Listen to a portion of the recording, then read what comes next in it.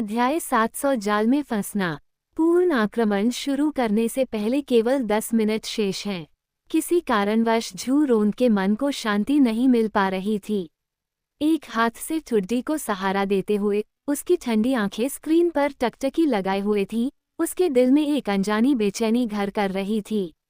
ये बेचैनी धीरे धीरे बढ़ती गई, जिससे उसका दिल तेजी से धड़कने लगा और खून में हलचल बढ़ने लगी। इतने बड़े पैमाने पर लड़ाई लड़े हुए बहुत समय हो गया है। क्या सच में मेरी प्रैक्टिस छूट गई है? मेरी हथेलियों में पसीना भी आ रहा है। झू रोंद ने मुट्ठी भींची और अचानक उसकी हथेलियों से नारंगी लाल रंग की 2 लपटें उठीं, जिससे उसकी हथेलियों का पसीना तुरंत सूख गया। समय बीतता गया और विभिन्न बेड़ों के युद्धपोतों से प्राप्त पता लगाने वाले आंकड़ों से पता चला कि दुश्मन को इस बात का एहसास नहीं था कि वे चुपचाप पास आ गए थे। रास्ते में उन्हें कोई टोही रडार या निगरानी उपग्रह दिखाई न देने के तथ्य ने युद्ध में माहिर झू रोंद को और भी बेचैन कर दिया। आदेश आगे पहुंचा दें, सभी टीमें पूरी तरह सतर्क रहें और किसी भी संदिग्ध गतिविधि से सावधान रहें। मेरे आदेश के बिना कोई भी कार्रवाई वर्जित है। समझ गई। एक युवा और सुंदर क्लर्क ने तुरंत अपना पोर्टेबल स्मार्ट कंप्यूटर खोला और कई निर्देश दिए। पल भर में सभी 72 युद्धपोतों की स्क्रीन पर संयुक्त अभियान कमांडर इन चीफ झू रोंद का आदेश एक साथ प्रदर्शित हो गया। 5 मिनट बाद जोरदार हमला शुरू हो जाता है। सभी टीमें अपने हमले शुरू करो। वल्कन युद्धपोत ने नेतृत्व संभाला और ग्रह 1 पर भीषण हमला किया। जामिंग उपग्रह तैनात करो और अलग अलग जहाज़ों से अंधाधुंध हमले करो। दुश्मन की युद्धपोतों को नष्ट करना प्राथमिकता बनाओ। हमारे अंतरिक्ष युद्धपोतों के बिना दुश्मन केवल बैठे हुए शिकार हैं और हम पूर्ण हवाई वर्चस्व हासिल कर लेंगे। ... ग्रह 36 पर आइस क्रिस्टल युद्धपोत ने भी अपना सर्वश्रेष्ठ प्रयास किया और मोटिए कबीले के युद्धपोत पर अचानक हमला कर दिया। 3 दौर की गोलीबारी के बाद ग्रह 36 की रक्षा कर रहे एकमात्र एलियन क्रूजर के गोला बारूद डिब्बे में छेद हो गया, जिससे कई छोटे छोटे विस्फोट हुए। 3 मिनट से भी कम समय में वह एक विशाल आतिशबाजी में बदल गया और पूरी तरह से नष्ट हो गया। कैप्टन, परग्रही युद्धपोतों की रक्षा व्यवस्था बेहद खराब है। वे एक भी गोले का सामना नहीं कर सके। हमने उन्हें डुबो दिया। क्या हमें ग्रह पर उतरकर लूट का माल लूट लेना चाहिए? हाँ, सभी भाई लड़ाई के लिए बेताब हैं। वे कहते हैं कि बीटा ब्रह्मांड संसाधनों से भरपूर है और वे विदेशी योद्धा धनवानों से भरे पड़े हैं। बिल्कुल नहीं, गैलेक्टिक फोर्स परछाई की तरह हमारा पीछा कर रही है। अगर हम प्लेनेट 36 पर उतरें और वे पीछे से छुपकर हमला कर दे तो क्या होगा? तब हम नुकसान में होंगे। कैप्टन, हम अपने युद्ध कवच में ही क्यों न उतर जाएं और गैलेक्टिक टीम की निगरानी के लिए एक व्यक्ति को यहीं छोड़ दें? हाँ, चलो करते हैं। वैसे भी दुश्मन के मुख्य युद्धपोत डूब चुके हैं और यह ग्रह खंडहरों का ढेर बन चुका है। हमें निशाना चूकने की चिंता करने की जरूरत नहीं है। हमारे पास मौजूद कवच हमारी रक्षा कर रहा है, इसलिए हम तबाही मचा सकते हैं। बिंग्यू एक पल के लिए हिचकिचाई, लेकिन चूंकि एक व्यक्ति सभी की राय का आकलन नहीं कर सकता, इसलिए अंततः उसके पास सभी की आम सहमति से सहमत होने के अलावा कोई विकल्प नहीं बचा। ठीक है, तो उप कप्तान इसी युद्धपोत पर रहेंगे। हम बाकी 11 लोग अपने युद्ध कवच पहनेंगे, एक त्रिकोणीय संरचना बनाएंगे और ग्रह 36 की पूरी तरह से खोज शुरू करेंगे। 3 मिनट बाद ग्रह 36 के वातावरण में भयंकर ज्वालाएं उगलते हुए 11 युद्धक सूट आकाश से उतरे, मानो 11 विशालकाय युद्ध देवता हों, शक्तिशाली और असाधारण। 1 मिनट बाद 11 लड़ाकू विमान 15 किलोमीटर की त्रिज्या वाले एक विशाल त्रिकोण के भीतर उतरे और फिर पूर्व दिशा में व्यापक तलाशी अभियान चलाने के लिए त्रिकोणीय संरचना में अपने पंख फैला दिए। कैप्टन, 100 किलोमीटर आगे एक तीव्र ऊर्जा प्रतिक्रिया का पता चला है। एक टीम के साथी द्वारा सार्वजनिक चैनल पर कही गई बातों ने तुरंत ही सभी को चिंतित कर दिया। कप्तान होने के नाते बिंग्यू त्रिकोणीय संरचना के सबसे आगे थी। अचानक वह रुकी, अपना दाहिना हाथ ऊपर उठाया, मुट्ठी भींची और आगे न बढ़ने का इशारा किया।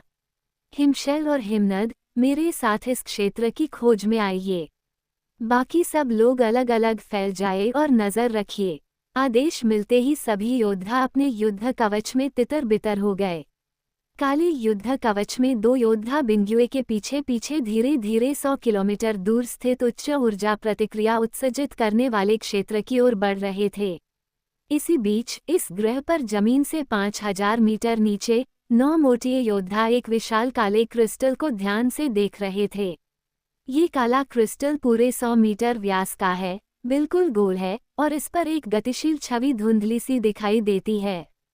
धुंधली रूपरेखा के आधार पर ये पता चला कि जमीन पर आइस स्पिरिट्स टीम के 11 सदस्यीय दस्ते मौजूद थे। हे बॉस, अल्फा यूनिवर्सल की मछलियों ने चारा ले लिया है।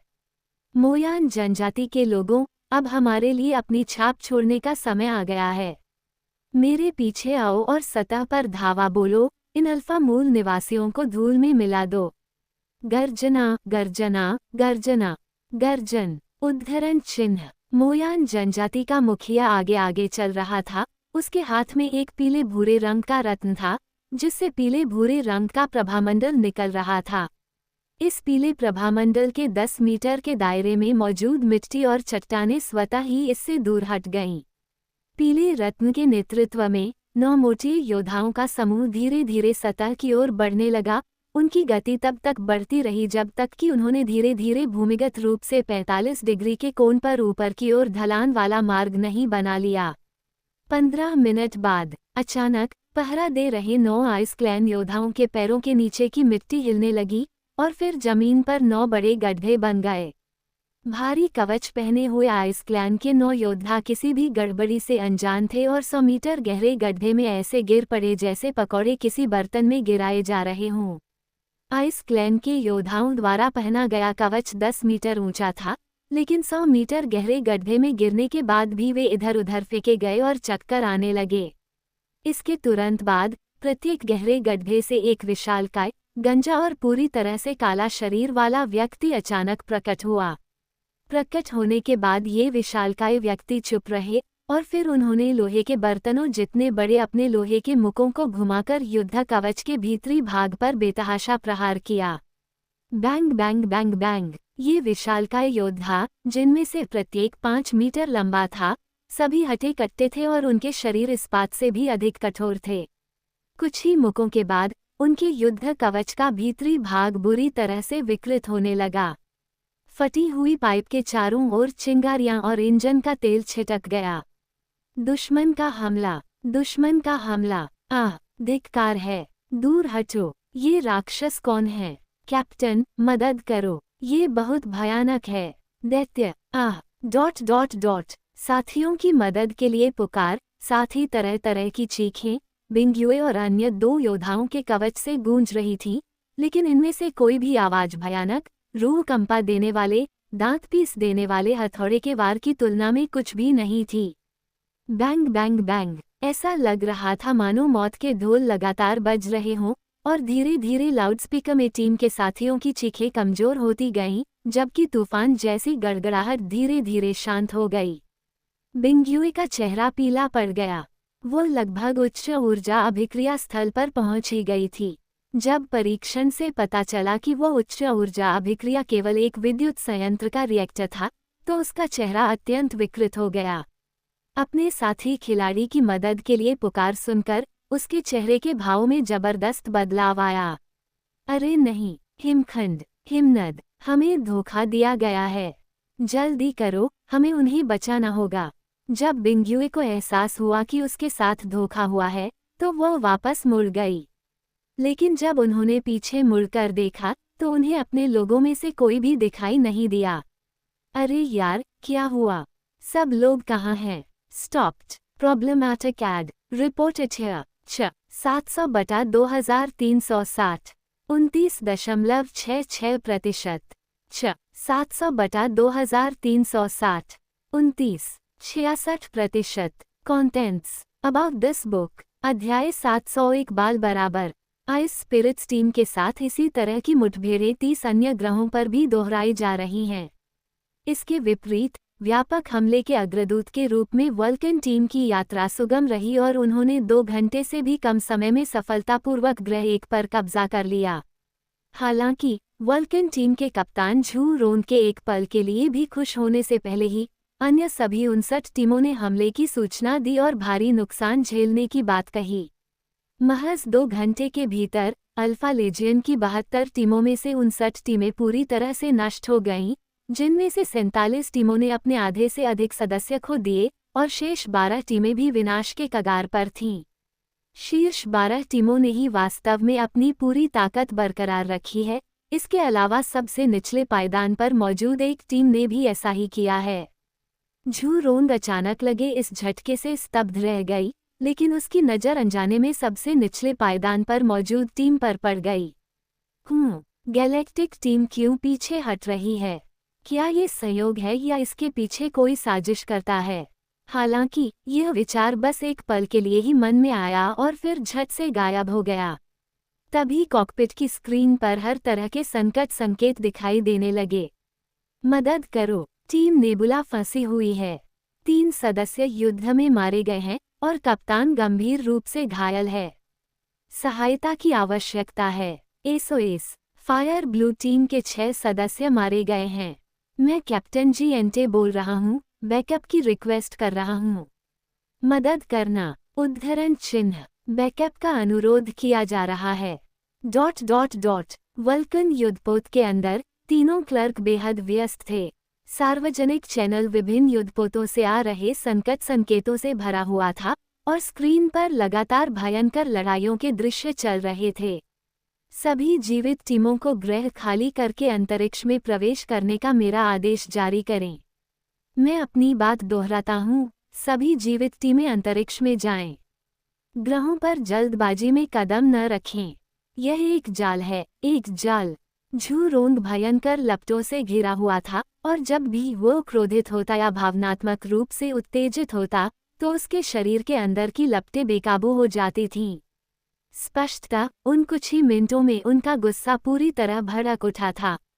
अचानक उसकी नज़र लटकती हुई खिड़की के दूसरे छोर पर चमकते हुए एक तारे पर पड़ी।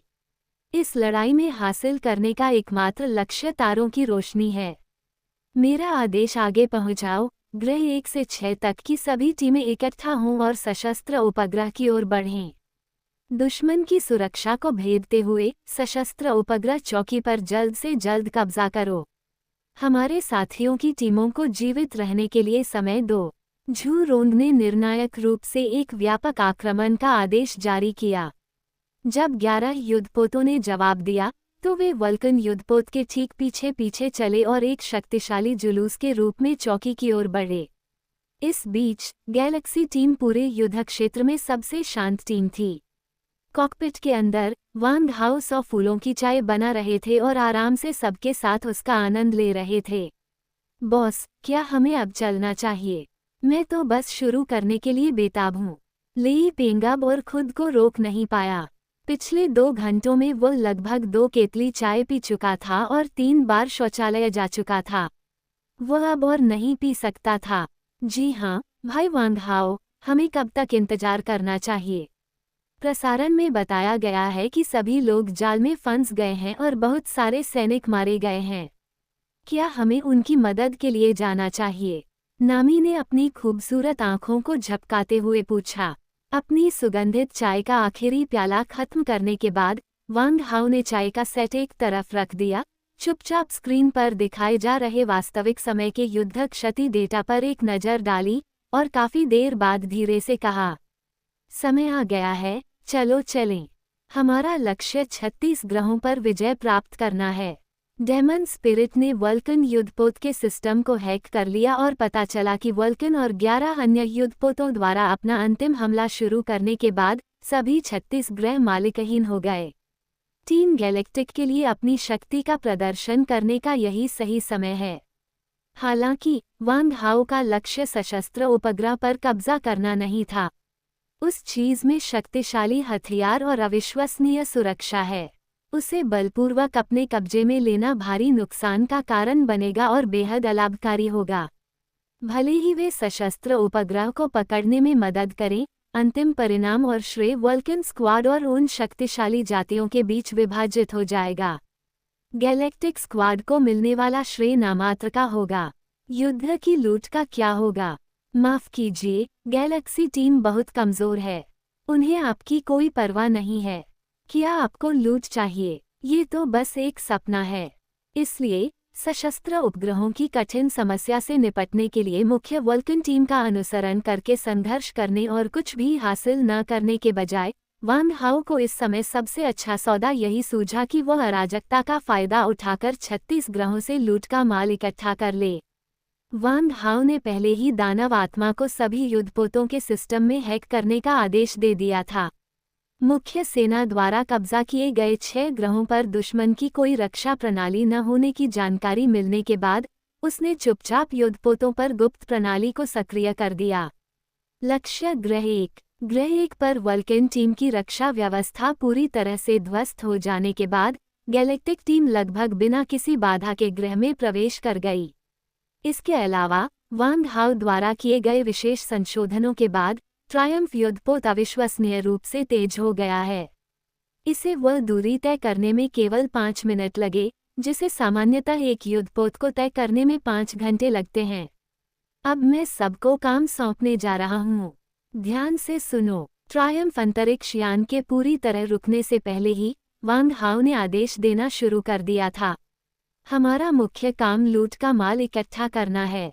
ऊर्जा अयस्क, स्मार्ट चिप्स, एलियन शव, विभिन्न बहुमूल्य खनिज, अक्षुअण हथियार प्रणालियां आदि जैसी छोटी उच्च मूल्य वाली वस्तुओं को इकट्ठा करने को प्राथमिकता दें। मूल रूप से जो कुछ भी मूल्यवान है उसे ले लें। हमारे पास सिर्फ 10 मिनट हैं। 10 मिनट बीतने के बाद हमें तुरंत इस ग्रह को खाली करना होगा। जितना हो सके उतना सामान ले लो। जो कुछ हम नहीं ले जा सकते उसे नष्ट कर दो, खासकर हथियार प्रणालियों को। एक भी हथियार पीछे मत छोड़ना। एक भी गोला या लेजर गन हो उसे उड़ा दो। जो कुछ भी आप अपने स्पेशल रिंग्स में फिट नहीं कर सकते उसे मेरे एजोर ड्रैगन स्पेस में ट्रांसफर कर सकते हैं और हम बाद में इसे बराबर बराबर बांट लेंगे। सबके नीचे जाने के बाद जोड़ियों में बंट जाएं। अगर कोई आपात स्थिति आती है तो तुरंत अलार्म भेजें। अलार्म मिलते ही सभी को एक साथ उस जगह की ओर जाना चाहिए जहां से अलार्म आया है। ठीक है, चलिए लूटपाट शुरू करते हैं।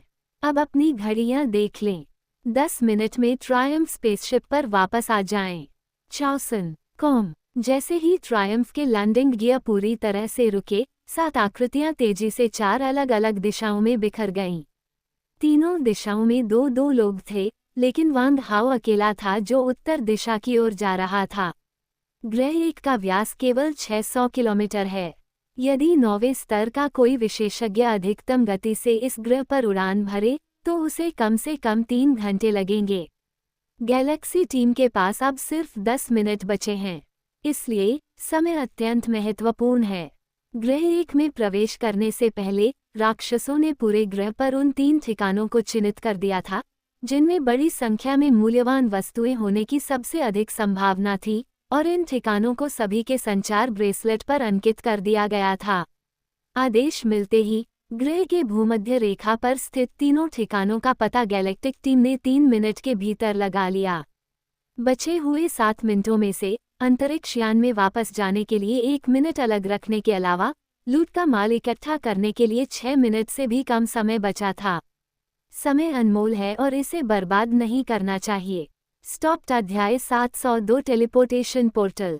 वांग हाओ अकेले ही उस क्षेत्र में पहुंचे जहां वल्कन स्क्वाड विदेशी युद्धपोतों के साथ युद्ध में लगा हुआ था। फिर उसने लूट का माल इकट्ठा करने में मदद के लिए 3 क्लोन और 4 यांत्रिक योद्धाओं को बुलाया। वहां मोती कबीले के 3 डूबे हुए युद्धपोत थे जिन्हें वांग हाओ ने बिना किसी औपचारिकता के अपने एजोर ड्रैगन स्पेस में रख दिया। इसके अलावा मोटी योद्धाओं के कई शव जमीन पर बिखरे पड़े थे जिन्हें वांग हाओ ने एक एक करके एजोर ड्रैगन स्पेस में इकट्ठा कर लिया। इन विदेशी योद्धाओं के शव अपने आप में मूल्यवान नहीं हैं, लेकिन हीरो सिटी में उन्हें युद्ध योग्यता और योगदान अंकों के बदले में प्राप्त किया जा सकता है, जो कि केवल वस्तुओं को लूटने से कहीं अधिक लाभदायक है। ये पुस्तक ताइवानी उपन्यासों के लिए एक बेहद सहज पठन अनुभव प्रदान करने वाली पहली पुस्तक है जो आपको त्रुटि रहित और क्रमबद्ध अध्याय उपलब्ध कराती है। 8वें स्तर के परग्रही योद्धा के शव को एक युद्ध योग्यता और 5000 योगदान अंकों के बदले में प्राप्त किया जा सकता है। 9वें स्तर के शुरुआती योद्धा को 10 युद्ध योग्यता और 50,000 योगदान अंकों के बदले में प्राप्त किया जा सकता है। 9वें स्तर के मध्यवर्ती योद्धा को 100 युद्ध योग्यता और 100,000 योगदान अंकों के बदले में प्राप्त किया जा सकता है। 9वें स्तर के उन्नत योद्धा को 500 युद्ध योग्यता और 200,000 योगदान अंकों के बदले में प्राप्त किया जा सकता है और 9वें स्तर के शिखर योद्धा को 1000 युद्ध योग्यता और 100 योगदान अंकों के बदले में प्राप्त किया जा सकता है। महज 3 मिनट में वांग हाओ ने 3 युद्धपोत और जमीन पर बिखरे 5 मोटिए योद्धाओं के शवों को इकट्ठा कर लिया। इन 5 शवों को अकेले ही 300 युद्ध योग्यताओं और 10 मिलियन से अधिक योगदान अंकों के बदले में प्राप्त किया जा सकता है, जो कि जुवान रैंक मिशन को पूरा करने से भी कहीं अधिक चौंकाने वाला है। तीनों क्लोन और चारों यांत्रिक योद्धाओं ने भी अपने अपने स्थानिक छल्लों को पूरी तरह से भर दिया। इस समय तक केवल 3 मिनट ही बीते थे और लूटपाट जारी रखने के लिए लगभग 3 मिनट का समय बचा था। जैसे ही वांग हाओ अगले क्षेत्र की खोज करने की तैयारी कर रहा था, उसकी मानसिक शक्ति ने अचानक 3000 मीटर भूमिगत एक असामान्य रूप से बड़ी ऊर्जा प्रतिक्रिया का पता लगाया। ये किसी ऊर्जा खदान के खंडहर प्रतीत होते हैं। ये जानना महत्वपूर्ण है कि ऊर्जा खदानें बेहद मूल्यवान हैं और यदि ऊर्जा की पूरी नस की खोज हो जाए तो परिणाम और भी आश्चर्यजनक होंगे। तुरंत ही वांग हाओ ने 3000 उड़ने वाले चाकू बुलाए जो एक विशाल ड्रिल में तब्दील हो गए, जिसकी सतह विनाशकारी लपटों से ढकी हुई थी और उसने पागलों की तरह जमीन में छेद करना शुरू कर दिया।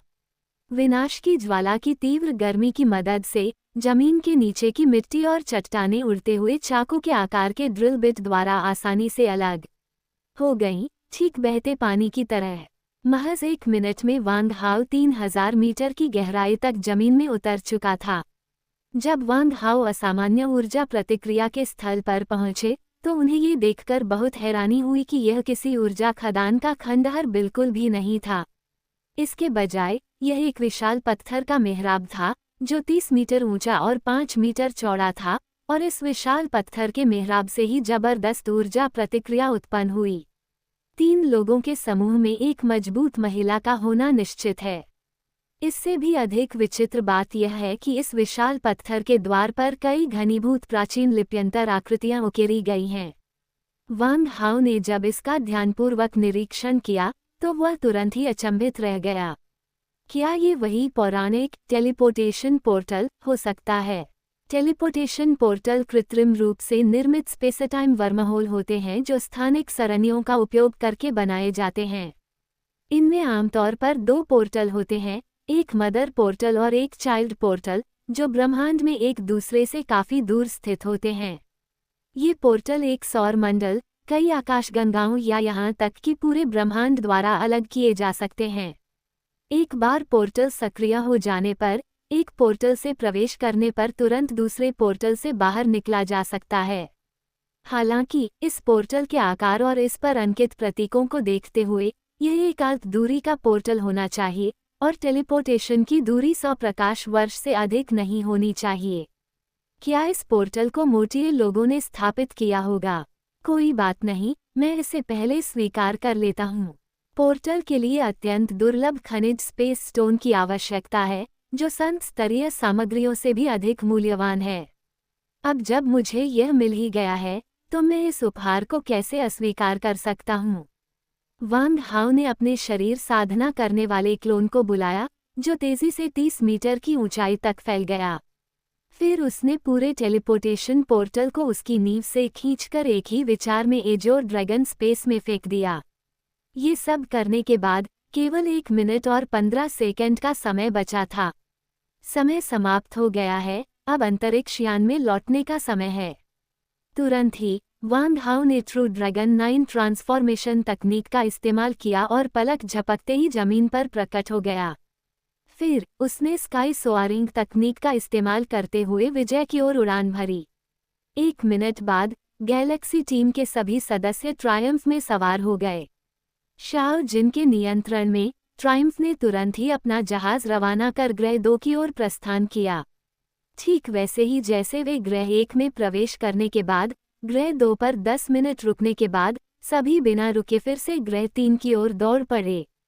1.5 घंटे के भीतर गैलेक्टिक टीम ने ग्रह 1 से 6 तक को लूट लिया। ट्रायम्फ के प्रत्येक प्रक्षेपण के साथ लूटे गए ग्रह पर हिंसक विस्फोटों की एक श्रृंखला छिड़ जाती थी, जिससे उन ठिकानों और हथियार प्रणालियों को पूरी तरह से नष्ट कर दिया जाता था जिन्हें अभी तक टाइम बमों द्वारा लूटा नहीं गया था। वांग हाओ ने 6 ग्रहों पर भूमिगत पोर्टल भी एकत्र किए। कुल मिलाकर 6 ग्रहों पर 6 पोर्टल एकत्र किए गए। इन ग्रहों पर ये पोर्टल भूमिगत क्यों हैं? क्या अन्य ग्रहों पर भी ऐसे पोर्टल मौजूद हैं? इन 2 सवालों को मन में रखते हुए वांग हाओ ने गैलेक्टिक टीम का नेतृत्व करते हुए निकटतम ग्रह 7 की ओर प्रस्थान किया। इस समय ग्रह 7 पर एक भयंकर युद्ध छिड़ा हुआ है। अल्फा यूनिवर्सल की 2 टीमों ने 9वें स्तर के 13 शक्तिशाली योद्धाओं को खो दिया है, जबकि शेष 12 शीर्ष 9वें स्तर के योद्धा मोटिए कबीले के 10 काले लोहे के योद्धाओं के साथ भयंकर युद्ध में लगे हुए हैं। अल्फा के लिए स्थिति बेहद प्रतिकूल थी। मोटिए ने अपने अति मिश्र धातु जैसे कठोर शरीर और दैवीय शक्ति के बल पर अल्फा की दोनों टीमों के 12 योद्धाओं को पराजित कर दिया। उनमें से बिल्ली मानवों के 3 शीर्ष 9वें स्तर के योद्धाओं के पास अपने युद्ध कवच को त्यागने और अपने नंगे शरीर और रक्त से मोती लोगों के खिलाफ एक हताश लड़ाई लड़ने के अलावा कोई विकल्प नहीं था। हालांकि केवल 1.5 मीटर लंबे बिल्ली मानव 5 मीटर लंबे मोटे लोगों की तुलना में विशालकाय और बच्चों जैसे लगते हैं और मोटे योद्धाओं की असीम शक्ति के सामने पूरी तरह से अभिभूत हो जाते हैं। कवच उतारे गए बिल्ली मानव योद्धाओं के साथ घोर क्रूरता की गई। एक बिल्ली लड़की एक मोती योद्धा द्वारा फेंके गए पत्थर से बचने की कोशिश में अचानक उसके पैरों के नीचे एक दरार दिखाई दी, जिससे वह लड़खड़ा गई। जैसे ही उसका संतुलन बिगड़ा, उसके बगल में खड़ा एक मोती योद्धा तुरंत आगे की ओर उछला, 30 मीटर हवा में ऊपर उठा और पलक झपकते ही बिल्ली लड़की का पीछे हटने का रास्ता रोक दिया। वाह, दूर हटो सिस्टम याओ क्लाउड, मेरी मदद करो। 500 मीटर दूर बैंगनी कवच पहने एक बिल्ली जैसी दिखने वाली महिला ने मदद के लिए पुकार सुनी और उसके चेहरे के भाव में अचानक बड़ा बदलाव आया। म्याऊं, अपने पीछे देखो, मैं तुम्हारी मदद के लिए आ रहा हूँ। बोलने के बाद बैंगनी कवच पहने बिल्ली जैसी दिखने वाली महिला अचानक हवा के झोंके में बदल गई और पलक झपकते ही गुलाबी कवच पहने गिरी हुई लड़की के पीछे प्रकट हो गई। उसी क्षण उसके पीछे खड़े मोती योद्धा ने अचानक अपने विशाल हाथों को आपस में टकरा दिया। वे उन दोनों बिल्ली लड़कियों को कीमा बना देंगे। हंसो मत, 2 नन्हे बिल्ली के बच्चे, ये तो मांस की चटनी वाले बिस्कुट बनने ही वाले हैं। हा हा हा। घबराई हुई मियाओ मियाओ का चेहरा डर से पीला पड़ गया, जबकि बैंगनी कवच पहने मियाओ ने शांति से मियाओ मियाओ का कंधा पकड़ा और भागने के लिए अपने जादुई पैरों का इस्तेमाल करने की तैयारी की। तभी दोनों बिल्ली लड़कियों के नीचे की जमीन अचानक लहरों की तरह हिलने लगी और विशाल काले हाथों की एक जोड़ी ने तुरंत दोनों बिल्ली लड़कियों के निचले शरीर को पकड़ लिया। टिल्ड, मदद करो म्याऊं टिल्ड। ये बदलाव पल भर में हुआ, इतना अचानक कि दोनों बिल्ली लड़कियों को जरा भी अंदाजा नहीं था कि उनके पैरों के नीचे से अचानक बड़े बड़े हाथ प्रकट हो जाएंगे। _7SH स्टॉप्ड अध्याय 703 बिल्ली लड़की। ओह नहीं, क्या मैं मरने वाला हूँ? मम्मी, म्याऊं, हे भगवान, कृपया हमें बचाओ।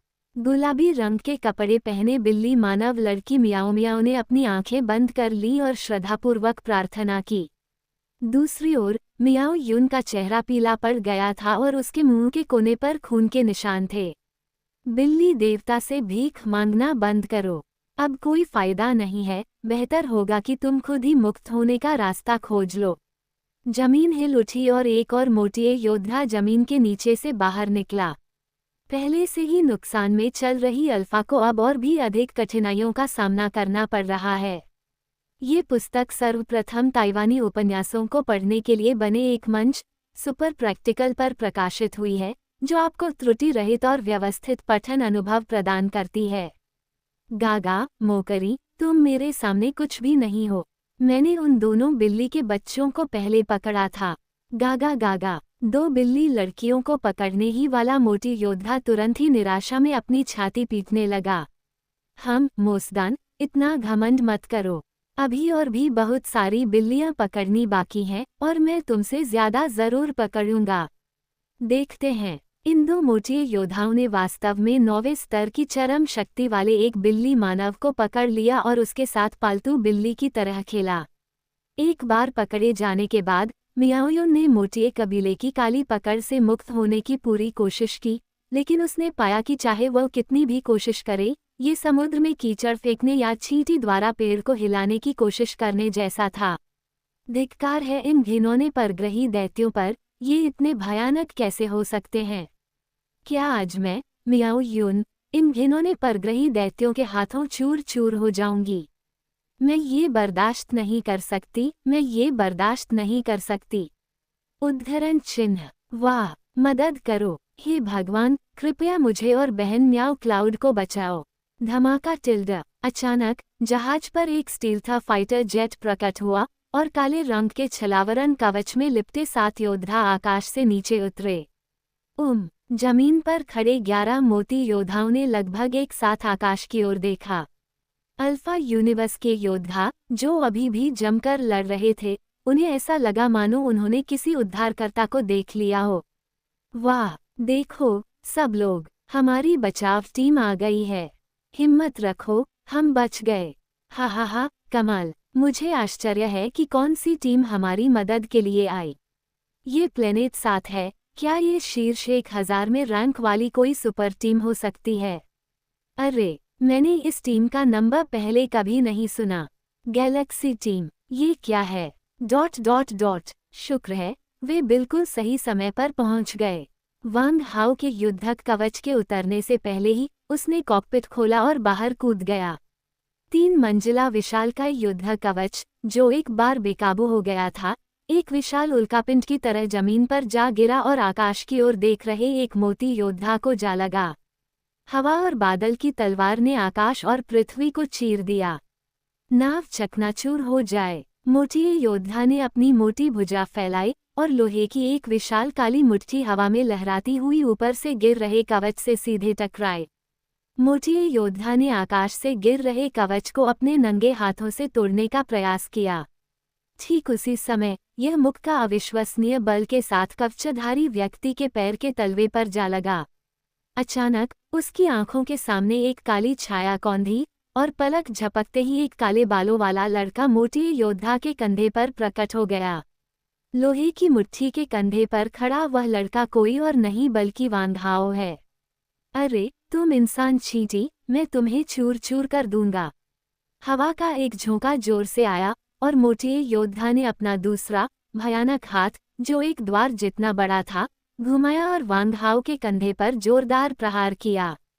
धिक्कार है, बड़े आदमी, तुमने मुझे ऐसा करने पर मजबूर कर दिया। वाह टिल्ड। हवा लगातार तेज चलती रही। धमाका टिल्ड। एक जोरदार धमाके के साथ थप्पड़ सीधे वांग हाओ के सिर पर पड़ा। मानव शरीर इतना नाजुक होता है कि कीड़े को कुचलना उसे मारने से कहीं ज्यादा आसान है। मोटे लोग कद में लंबे होते हैं, उनकी भुजाएं और हाथ इतने बड़े होते हैं कि कुछ तो दरवाजे के पैनल से भी बड़े होते हैं। उनके लिए किसी छोटे से कीड़े को कुचलना किसी इंसान को मारने से कहीं ज्यादा मुश्किल होता है। लेकिन क्या सचमुच वही मामला था? धप टिल्ड। जैसे ही मोती योद्धा विजय का आनंद ले रहा था, अचानक उसे अपने कंधे पर ठंडक का एहसास हुआ।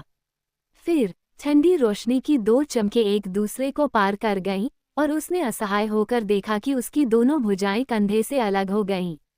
3 मीटर से अधिक लंबी और पेड़ से भी मोटी 2 भुजाएं जमीन पर गिर पड़ीं, जिससे तुरंत 2 गहरे गड्ढे बन गए। ये दोनों वार स्वाभाविक रूप से वांग हाओ द्वारा किए गए थे। लगभग तुरंत ही वांग हाओ एक अन्य मोती योद्धा के पीछे प्रकट हो गया। जिस मोटी योद्धा की भुजाएं अभी अभी कटी थीं, वह अभी भी सदमे में था जब ऊपर से गिरते कवच ने उसे जमीन पर पटक दिया। 500 टन वजनी कवच और गिरते हुए कवच के जबरदस्त प्रभाव के कारण मोटी योद्धा जमीन पर पटक दिया गया, जिससे 50 मीटर गहरा एक विशाल मानवाकार गड्ढा बन गया। पास ही खड़ा एक मोती योद्धा इस सब को बेबसी से देखता रहा, लेकिन इसे रोकने में बहुत देर हो चुकी थी। अगले ही पल उसे अपने पीछे एक शक्तिशाली प्राणी के खड़े होने का आभास हुआ। वह अचानक मुड़ा और उसने वांग हाओ को देखा। स्कूल का दबंग और लोकप्रिय लड़का उस चंचल लड़की के प्यार में पड़ जाता है। अरे तू कमीना इंसान सीप, तेरी हिम्मत कैसे हुई मोसदान को मारने की? मैं तुझे चूर चूर कर दूंगा। मोटी योद्धा की आंखें लाल थीं और चेहरे पर भयंकर भाव थे, लेकिन जैसे ही वह मुड़ा, उसकी दृष्टि अचानक तेजी से धुंधली होने लगी। क्या हुआ? मेरा सिर! उद्धरण चिन्ह। एक जोरदार आवाज के साथ एक विशाल सिर धड़ से अलग हो गया। उस पल में लौह तीक्ष्ण योद्धा को ये देखने का भी समय नहीं मिला कि वांग हाओ ने कैसे अपनी चाल चली। इससे पहले ही उसका सिर एक फुटबॉल की तरह जमीन पर लुढ़क गया। दरअसल मोती योद्धा के पीछे प्रकट होते ही वांग हाओ ने अपनी तलवार निकाल ली थी। तलवारबाजी इतनी तेज थी कि मोती योद्धा को प्रतिक्रिया करने का समय भी नहीं मिला। इस समय तक वांग हाओ ने मोती योद्धा का सिर काट दिया था। इस बात से अनभिज्ञ योद्धा ने अपना सिर घुमाया और अनजाने में अपना ही सिर काट लिया। मियाओ मियाओ, जिसने अपनी आंखें बंद कर रखी थीं, अचानक प्रकाश की एक तेज चमक देखी और उसके बाद मोती योद्धा का सिर धड़ से अलग हो गया। वह चीखने से खुद को रोक नहीं पाई। www.chawan.com। क्या बिल्ली के देवता ने म्याऊं म्याऊं की प्रार्थना को महसूस किया? वाह मेरे बड़े भाई, आओ मुझे बचाओ, मदद करो। मियाओ मियाओ ने अपने दोनों बिल्ली जैसे कानों को ऐसे हिलाया मानो उसे कोई रक्षक मिल गया हो। उसका चेहरा लाल हो गया था। स्पष्ट रूप से वह वांग हाओ के अभी अभी किए गए ठंडे वार से आकर्षित हुई थी। इससे उस छोटी बच्ची का दिल छू गया। क्या यह अभी भी जीवित है? वांग हाओ ने अपनी आध्यात्मिक शक्ति से सिरकटे मोती योद्धा के शव की जांच की और पाया कि उसके हाथों में पकड़ी हुई 2 बिल्ली औरत लड़कियां अभी भी जीवित थीं। चूंकि हम उनसे मिले हैं, तो चलिए उनकी मदद करते हैं। ये कहते ही दोनों फेंकने वाले चाकू 2 अद्भुत चापों में तेजी से घूमे और 2 कठोर, विशाल हाथों की 8 उंगलियां एक साथ कट गईं। फिर फंसी हुई दोनों बिल्ली लड़कियां अपना सहारा खोकर 4 मीटर की ऊंचाई से स्वतंत्र रूप से नीचे गिर गईं। आउच! मैं गिर गई और मर गई। म्याऊं! मेरी कमर! अरे वो इंसानी बड़ा भाई कहाँ है? बिल्ली के रूप में सजी महिला ने चारों ओर देखा, लेकिन उसे काले कपड़े पहने लड़का फिर से दिखाई नहीं दिया। उसी क्षण दूसरी ओर एक गहरे गड्ढे से मदद के लिए एक धीमी सी पुकार सुनाई दी। म्याऊं! तुम कहाँ हो? कृपया मेरी मदद करो। बैंगनी कवच पहने बिल्ली के रूप में रूप धारण करने वाली मियाओ यून दुर्भाग्यवश एक गहरे गड्ढे में गिर गई और चट्टानों की दरार में फंस गई, जिससे वह हिलने डुलने में असमर्थ हो गई। _7 SH स्टॉप्ड। अध्याय 704 भयंकर युद्ध। बहन मियाओ यून, तुम कहाँ हो? मैं तुम्हें बचाने आ रहा हूँ। मैं अपने बगल वाले गहरे गड्ढे में गिर गया। ओह मियाओ यून बहन, डरो मत, मियाओ मियाओ तुम्हें बचाने के लिए यहाँ है। आवाज का पीछा करते हुए बिल्ली के रूप में सजी मियाओ मियाओ ने हर तरफ खोजबीन की और आखिरकार 20 मीटर दूर स्थित गहरा गड्ढा ढूंढ लिया। अपनी चचेरी बहन को 20 मीटर से अधिक गहरे गड्ढे की चट्टानी दीवार के नीचे फंसा हुआ और उसके शरीर से लगातार चमकीला लाल खून बहता हुआ देखकर मियाओ मियाओ को ऐसा लगा जैसे उसका दिल चाकू से चीरा जा रहा हो। वाह सिस्टर म्याओ क्लाउड, मैं तुम्हें बचाने आया हूँ। ताइवान की अच्छी किताबें पढ़ना बेहद सुविधाजनक है। 5 मिनट बाद दोनों बिल्ली लड़कियां आखिरकार गड्ढे से बाहर निकल आईं। म्याऊं! क्या तुमने देखा कि अभी अभी हमें किसने बचाया? हम। मियाओ मियाओ ने तेजी से सिर हिलाया। मैंने देखा। वो काले बालों और काले कपड़ों वाला एक इंसान बड़ा भाई था।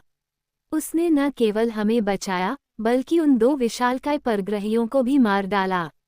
वह बड़ा भाई इतना शक्तिशाली था कि उसने एक ही झटके में उस परग्रही का सिर काट दिया। मुझे तो तलवार दिखाई भी नहीं दी। सच में, क्या तुमने देखा कि वो आदमी कैसा दिखता था? इस खतरे से बच निकलने के बाद हमें जाकर उसे हमारी जान बचाने के लिए ठीक से धन्यवाद देना चाहिए। मियाओयुन बहन, मुझे नहीं लगता कि मैंने उस बड़े भाई का चेहरा ठीक से देखा, मैंने तो बस उनकी साइड की झलक देखी। वो बड़ा भाई तो इतनी तेजी से भागा कि पलक झपकते ही गायब हो गया। मियाओयुन अवाक रह गई और उसके माथे पर एक बड़ा सा ज्यांग अक्षर उभर आया। ... ग्रह 7 पर, जमीन से 3000 मीटर नीचे। कुछ देर खोजने के बाद वांग हाओ को एक और टेलीपोर्टेशन पोर्टल मिल गया। जैसे ही वांग हाओ टेलीपोर्टेशन पोर्टल को लेने ही वाला था, अचानक पोर्टल के अंदर से एक बहुत ही तीखी ऊर्जा की लहर की आवाज सुनाई दी। भनभनाहट। इसके तुरंत बाद 30 मीटर ऊंचे टेलीपोर्टेशन पोर्टल की सतह पर अचानक एक विशाल बुलबुला बन गया। नीले बुलबुले लगातार हिलते डुलते रहे, जिससे ऊर्जा की भयानक लहरें निकलती रहीं और दरवाजे के दूसरी तरफ से भारी मात्रा में स्थानिक शक्ति और काली ऊर्जा निकली। अरे नहीं, पोर्टल सक्रिय हो गया है। क्या मोती योद्धा आ रहे हैं? वांग हाओ रुक गया और तुरंत टेलीपोर्टेशन पोर्टल के पीछे छिप गया, जिससे वह छुप गया।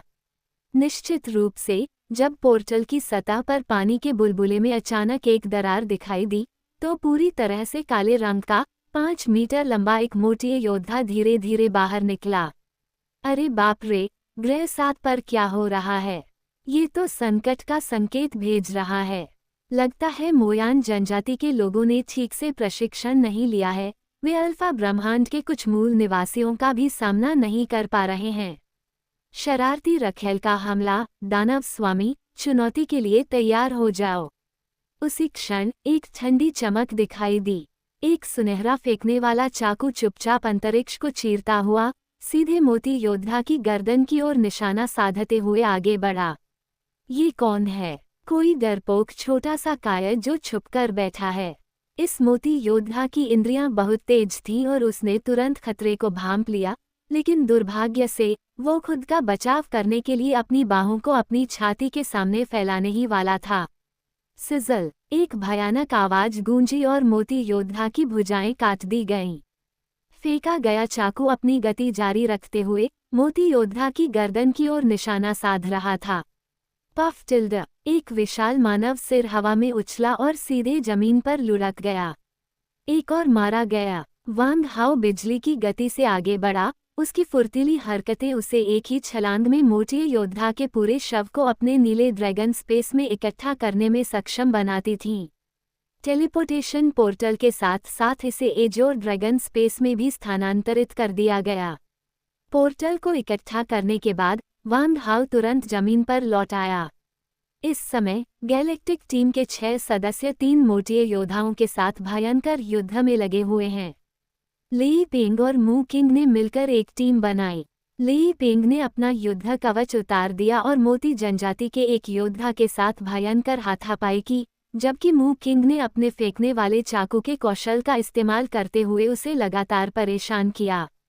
मू किंग द्वारा इस्तेमाल किए जाने वाले प्रत्येक स्केलपेल पर एक विशेष एनेस्थेटिक लेप लगा हुआ था। त्वचा में हल्का सा भी घाव होने पर एनेस्थेटिक अंदर तक प्रवेश कर सकता था। ये बेहोश करने वाली दवा रंगहीन और गंधहीन है। यह नसों को सुन्न कर सकती है, जिससे 9वें स्तर का विशेषज्ञ भी नशे में होने, चक्कर आने और भ्रमित होने जैसा महसूस कर सकता है। साथ ही उसकी प्रतिक्रिया की गति बहुत कम हो जाती है, उसे नींद आने लगती है और उसकी युद्ध क्षमता घट जाती है। इस मोती योद्धा का शारीरिक गठन 9 सितारा श्रेणी के शीर्ष हथियार के समान था, फिर भी मू किंग के पवित्र श्रेणी के स्केलपेल से इसे आसानी से टोफू की तरह काट दिया गया। अप्रत्याशित बात ये थी कि यह मोती योद्धा अपने विशाल आकार के बावजूद असाधारण रूप से फुर्तीला था और बार बार मू किंग के फेंके गए चाकू के हमलों से बच निकलता था। दूसरी ओर डू सन्यांग और कियांगे ने एक साथ काम किया। कियांगे के उत्कृष्ट हाथापाई कौशल ने मोती जनजाति के योद्धा की गतिविधियों को सीमित कर दिया, जिससे डू सान नियांग के लिए कई अवसर पैदा हुए। पास ही में डू सन्यांग कभी कभी जहरीली सुई फेंकती थी, जिनमें से 7 सुइयां मोटे योद्धा को लगीं। पियानो की यह धुन एनीमे मंगा श्रृंखला शुगोचारा से ली गई है। धीरे धीरे जहर का असर मोती योद्धा के शरीर पर होने लगा, जिससे वह काले खून की उल्टी करने लगा और उसके खून का प्रवाह धीरे धीरे कम होता चला गया। डू सन्यान की विषैली सुइयां एक ऐसे विष से लेपित थीं जो रक्त परिसंचरण में घुल जाता था और जिसे उसने स्वयं तैयार किया था। विष लगने के बाद रक्त कोशिकाएं मरने लगती थीं, जिससे धीरे धीरे रक्त वाहिकाएं अवरुद्ध हो जाती थीं, हृदय लकवाग्रस्त हो जाता था और सभी अंग काम करना बंद कर देते थे। यदि कोई अप्रत्याशित घटना नहीं होती है तो यह मोती योद्धा 30 सेकंड के भीतर मारा जाएगा। अंत में ये नामी और अकाली का पक्ष है। दोनों लड़कियां आपस में बिल्कुल भी नहीं बनती थीं और दोनों ने अकेले ही एक एक मोती योद्धा से मुकाबला किया। अकाली भूत की तरह चलती है और उसके चारों ओर हल्के नीले रंग की आभा फैलती है। 50 मीटर की युद्ध सीमा के भीतर अकाली इस आभा का उपयोग करके एक गुप्त मंत्र का प्रयोग कर सकती है। 10 सेकंड से भी कम समय में अकाली ने मोती योद्धा का गला काट दिया, जिससे वह एक सिरविहीन शव बनकर रह गया। निस्संदेह अकाली की ताकत के कारण मोटेजुनास योद्धाओं से निपटना बहुत आसान हो जाता है। दूसरी ओर नामी को अधिक कठिनाई का सामना करना पड़ रहा था। सुनहरे त्रिशूल का उपयोग करते हुए उसने एक मोटी योद्धा को पानी से बने पिंजरों की एक श्रृंखला में फंसा लिया। एक बार जब कोई मोटी योद्धा जल आधारित पिंजरे में जकड़ लिया जाता है तो वह आसानी से मुक्त हो सकता है। हालांकि यदि वह एक साथ 7 या 8 पिंजरों में फंस जाए तो ऐसा लगता है मानो उसका पूरा शरीर एक अथाह खाई में फंस गया हो। भयानक ज्वारीय बल उसके पूरे शरीर को जकड़ लेता है, जिससे उसके लिए हिलना डुलना मुश्किल हो जाता है। इसी क्षण नामी ने अपना सुनहरा त्रिशूल लहराते हुए फिर से आगे बढ़कर उसे मोती योद्धा पर वार किया। सुनहरे त्रिशूल की नोक भाले जैसी है जिसमें 3 नुकीले कांटे हैं। नामी का एकमात्र घातक प्रहार इन कांटों का उपयोग करके मोती योद्धा के हृदय को भेदना है। धमाका टिल्ड। इस प्रहार के साथ नामी ने अपनी पूरी ताकत लगाकर पानी से बने पिंजरे को भेद दिया, जबकि उसके सुनहरे त्रिशूल की नोक तेजी से मोती योद्धा के हृदय की ओर बढ़ गई। एक जलपरी राजकुमारी होने के नाते नामी के पास कुलीन रक्त और प्राचीन टाइडकेलर जलपरी वंश की वंशावली है, जो उसे जन्मजात दिव्य शक्ति प्रदान करती है। उसके भाले का ये प्रहार 1000 ड्रैगनों की शक्ति से भी अधिक शक्तिशाली था। दुर्भाग्यवश नामी के पास युद्ध का अनुभव नहीं था और जैसे ही सुनहरे त्रिशूल ने जल आधारित पिंजरे को भेदा, मोटी योद्धा अपनी बेड़ियों से मुक्त हो गए। उस क्षण भर में इससे पहले कि स्वर्ण त्रिशूल मोती योद्धा से संपर्क करता, चतुर मोती योद्धा ने अपनी असाधारण गति का उपयोग करते हुए आधा कदम बगल में खिसककर नामी के भाले से खुद को बचा लिया। हालांकि नामी गति बनाए रखने में असमर्थ रही और सुनहरे त्रिशूल की अपार शक्ति ने उसे आगे की ओर धकेल दिया। _7sh stopped. अध्याय 705 नामी का मार्गदर्शन। अरे नहीं! नामी का शरीर अनियंत्रित रूप से आगे की ओर झुक गया और उसी क्षण मोटी योद्धा पर लगे बंधन खुल गए। हे छोटी जलपरी, मेरी आज्ञाकारी दासी बन जाओ। मोटी योद्धा अनियमित रूप से आगे बढ़ा और एक मोड़ पर एक बड़े काले पंखे के आकार के हाथ ने नामी की कमर पकड़ ली।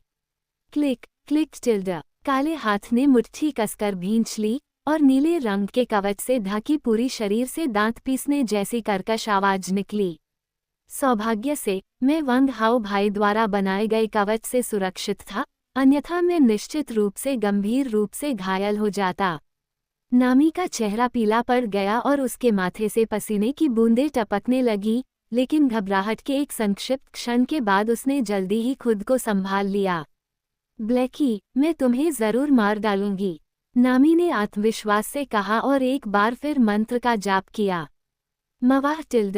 एक विशाल बुलबुले ने एक बार फिर मोती योद्धा के पूरे शरीर को घेर लिया।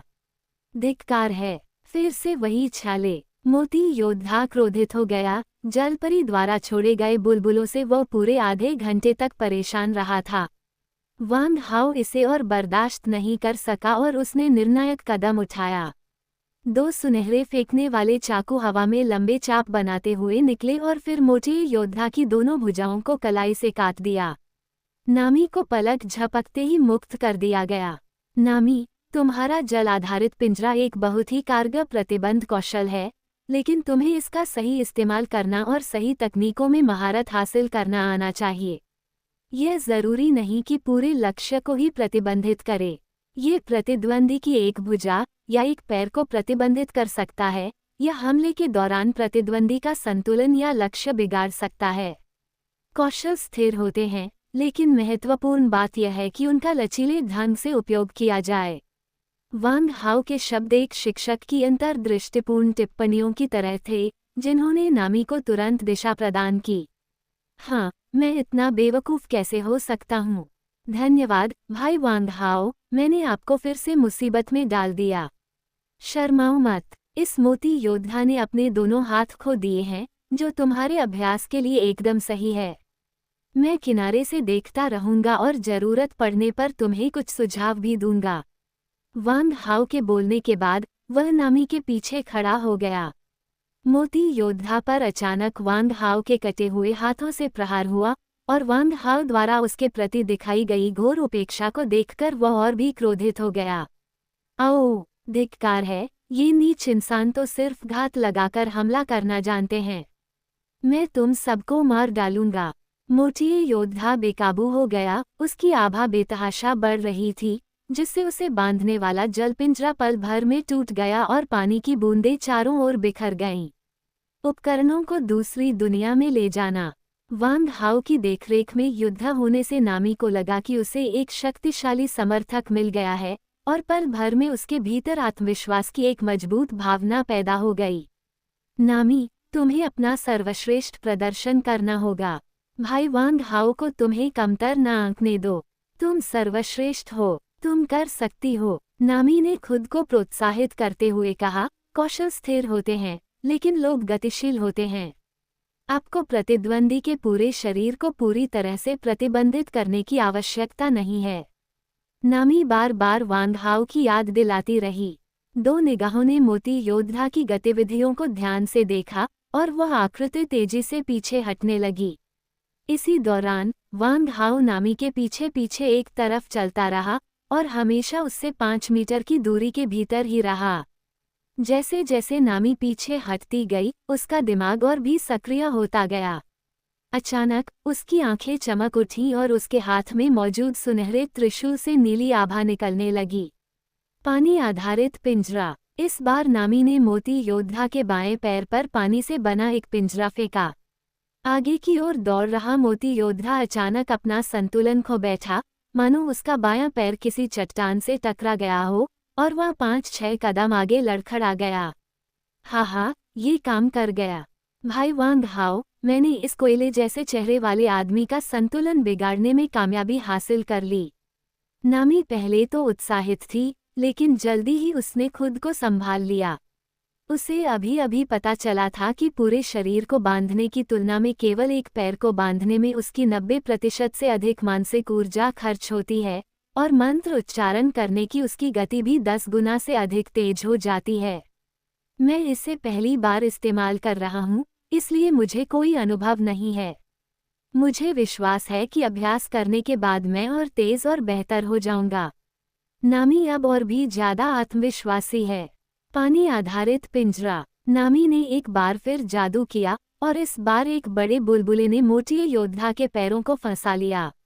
आगे की ओर दौड़ रहे मोती योद्धा के पैर बांध दिए जाने के बाद उसका संतुलन बिगड़ गया और वह तुरंत आगे की ओर गिर पड़ा।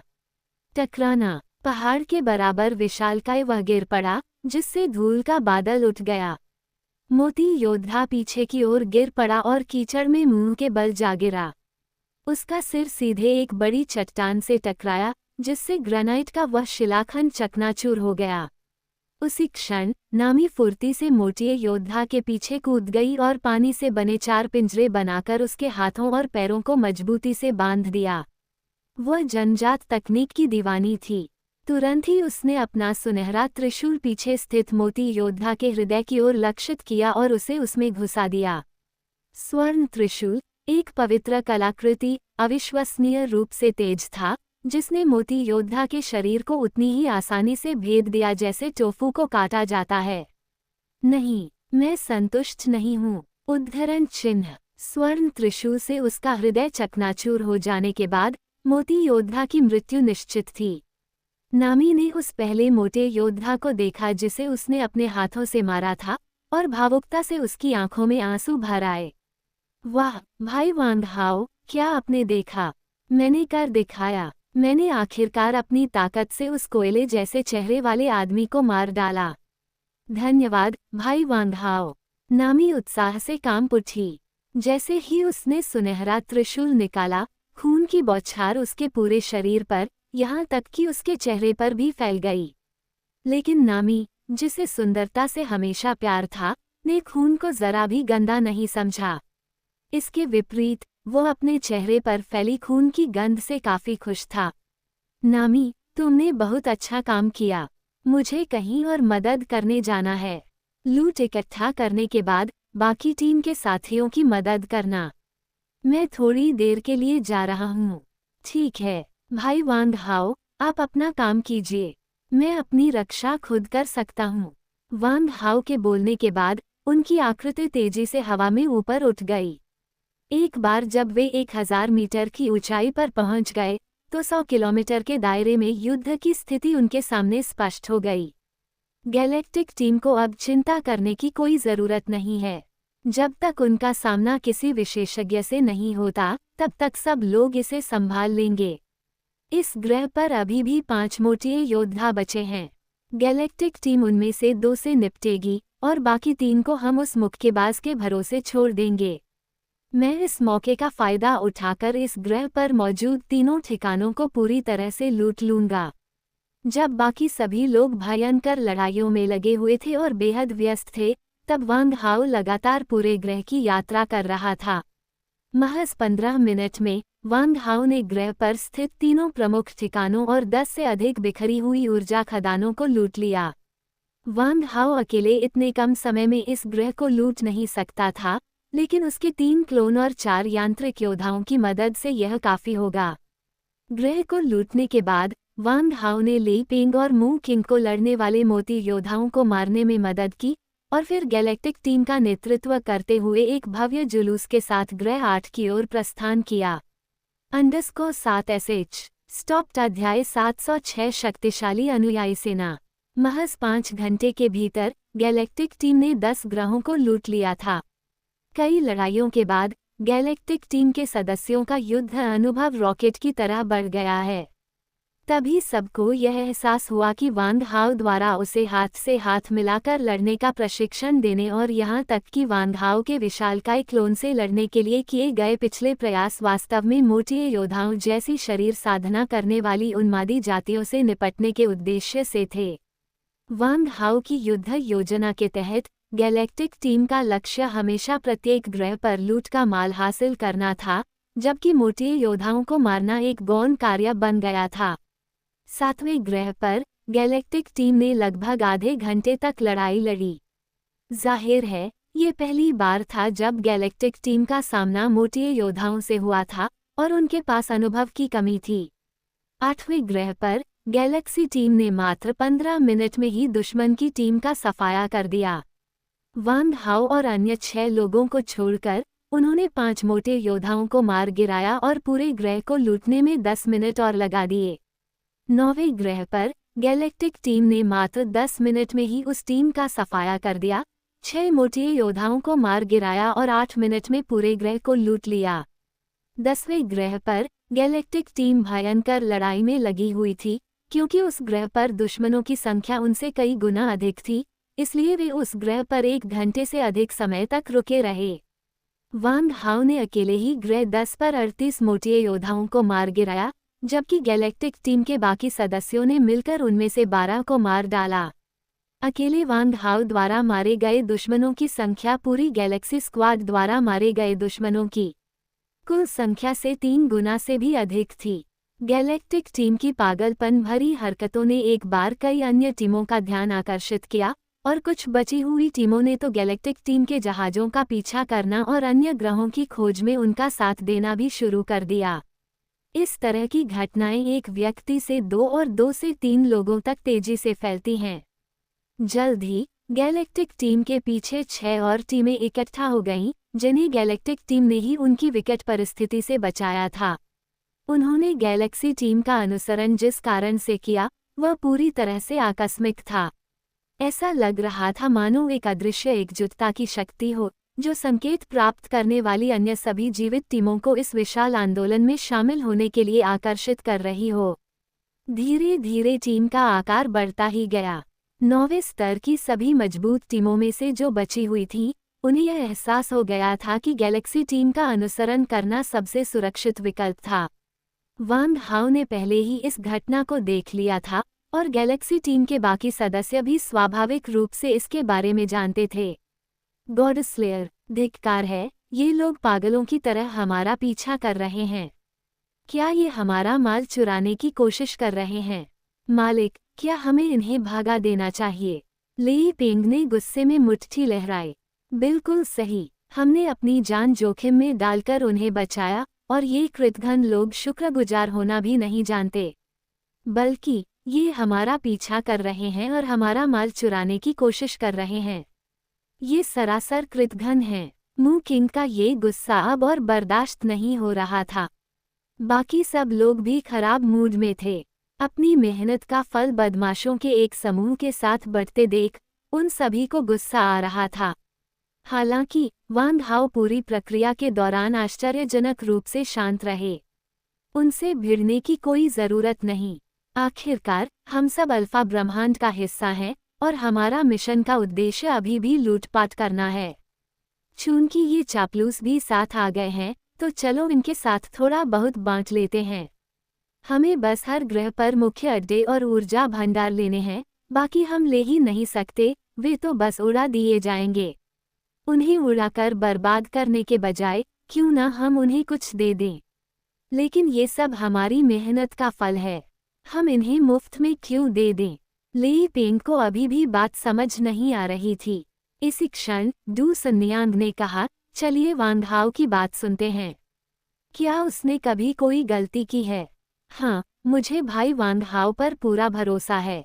जब तक ये चमचे हमें निशाना नहीं बनाते, हम उन्हें नज़रअंदाज कर सकते हैं और हवा की तरह समझ सकते हैं। हम अपना हिस्सा ले लेंगे और बाकी वे उठा लेंगे। हम एक दूसरे के मामलों में दखल नहीं देंगे। नामी ने कहा। अकाली पूरी प्रक्रिया के दौरान चुप रही और अंतरिक्ष यान के अंदर पहुंचते ही उसने आराम करने के लिए अपनी आंखें बंद कर लीं। वांग हाओ के अलावा अकाली टीम गैलेक्टिक की सबसे मजबूत सदस्य है, फिर भी उसने पूरी टीम में सबसे कम मोटी योद्धाओं को मारा है। जब तक किसी मोटी योद्धा द्वारा उकसाया न जाए, अकाली शायद ही कभी कोई कार्रवाई करता है। उसका प्राथमिक लक्ष्य वांग हाओ की सुरक्षा सुनिश्चित करना था, दूसरों के जीवन या अन्य तुच्छ मामलों से उसे कोई लेना देना नहीं था। गैलेक्टिक टीम ने 15 मिनट से भी कम समय में 19वें ग्रह पर सफलतापूर्वक विजय प्राप्त कर ली। इस समय तक 23 से अधिक टीमें, जिनमें कुल 23 युद्धपोत शामिल थे, ट्रायम्फ के पीछे चल रही थीं, जो उससे काफी पीछे थीं। सभी युद्धपोत सचेत रूप से अपनी संरचना बनाए रखते हुए आकाशगंगा बेड़े का धीमी गति से अनुसरण कर रहे थे। कोरियाई मनोरंजन एक हिंसक भालू का प्यार। गैलेक्टिक टीम द्वारा प्रत्येक ग्रह से तेजी से लूटपाट करने का कारण काफी हद तक उनके पीछे आने वाली टीमों का बड़ा समूह है। जैसे जैसे गैलेक्सी टीम की प्रतिष्ठा बढ़ती गई, अधिक से अधिक बचाव दल स्वेच्छा से इस विशाल सेना में शामिल होते गए। धीरे धीरे टीम स्वतः ही एकजुट होने लगी और जिसने नेतृत्व किया वह कोई और नहीं बल्कि बिल्ली जैसी दिखने वाली लड़की मियाओ मियाओ थी। स्टार टीम लीडरबोर्ड पर 999वें स्थान पर काबिज कैटमैन टीम इस विशाल समूह की शीर्ष टीमों में से एक है, जो स्वाभाविक रूप से उन्हें अधिक विश्वसनीय और आकर्षक बनाती है। इसके अलावा बिल्ली लड़कियों में एक प्यारी आवाज की विशेष प्रतिभा जन्म से ही होती है, जिसका सम्मोहक प्रभाव होता है और लोग अनजाने में उन पर भरोसा करने लगते हैं। नमस्कार ऑशन सी, मैं मियाओ मियाओ हूँ, कैटमैन टीम की कार्यवाहक कप्तान। आप मुझे जियाओ मियाओ कह सकते हैं। मैं भी आप सबकी तरह गैलेक्सी टीम द्वारा बचाई गई सदस्यों में से एक हूँ। आपके विश्वास और समर्थन के लिए धन्यवाद। आइए गैलेक्सी टीम और हमारे रक्षकों के साथ मिलकर सभी विशालकाय परग्रहियों को मार गिराएं और अपने शहीद साथियों का बदला लें। मियाओ। युद्धपोतों के इस बेड़े में मियाओ मियाओ अनजाने में सभी टीमों की नेता बन गई।